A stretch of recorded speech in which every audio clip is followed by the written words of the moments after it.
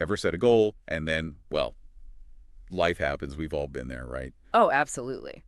But what if there were some seriously killer strategies to, like, actually make those goals happen? Well, get ready, because that's what we're diving into today. This isn't just another dream big pep talk, Okay. okay? This is about practical tips to stay accountable and actually achieve those big, audacious goals. We're talking about building systems for success, folks. And we're basing this deep dive on some fascinating research on self-improvement stuff that really works. No fluff here. So first up, get ready to spill the tea because we're talking about the power of sharing your goals. Okay, I know, I know. You might be thinking, ugh, telling people my goals, that's like tempting fate. But hear me out, because there's a method to the madness. Because let's be real, haven't we all experienced that little boost of motivation when we tell someone about something we're going to do? Oh, for sure. It's like suddenly you're not just accountable to yourself anymore. It's Exactly. that whole external accountability thing. So what's the psychology behind this?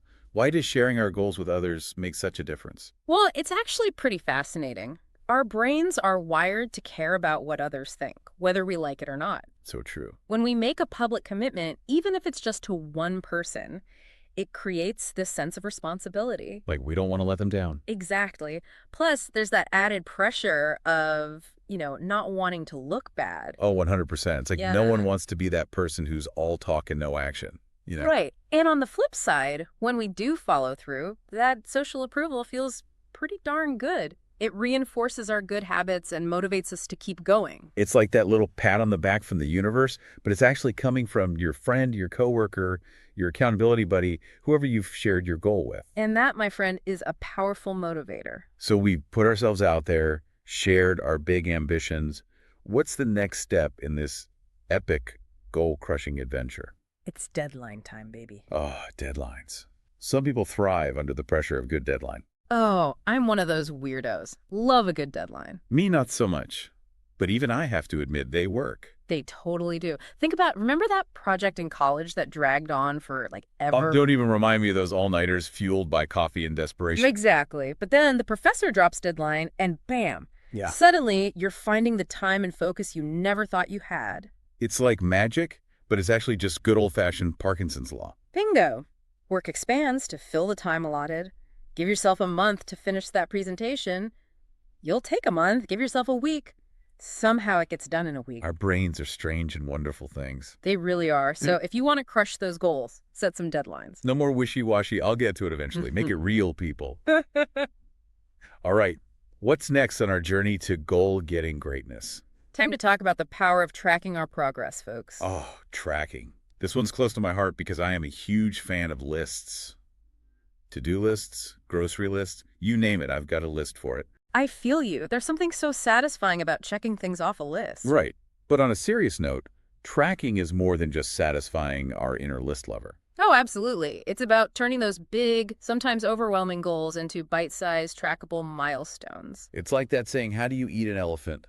One bite at a time. Love that. And when we break things down like that, it's easier to stay motivated because we're not just focusing on this big, scary end goal. We're focusing on the next step, the next milestone. Which, by the way, is a great way to hack our brains. Oh, tell me more. Well, every time we hit a milestone, big or small, our brains release a little bit of dopamine. The feel-good neurotransmitter. And one and only.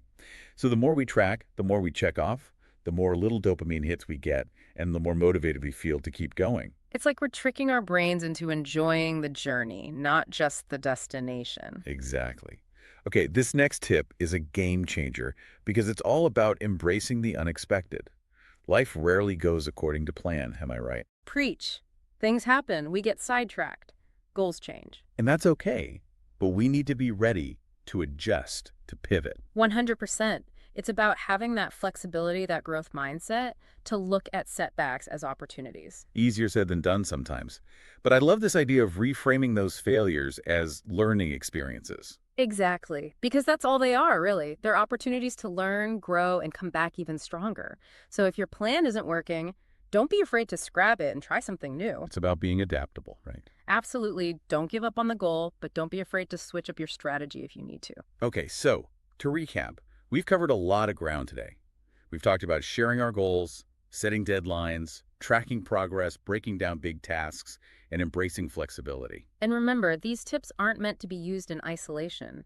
Think of them as tools in your goal-getting toolbox. Mix and mash, experiment, and find what works best for you. Exactly. It's about creating a system that supports your unique journey. So as you go forth and conquer those goals, we want to leave you with this.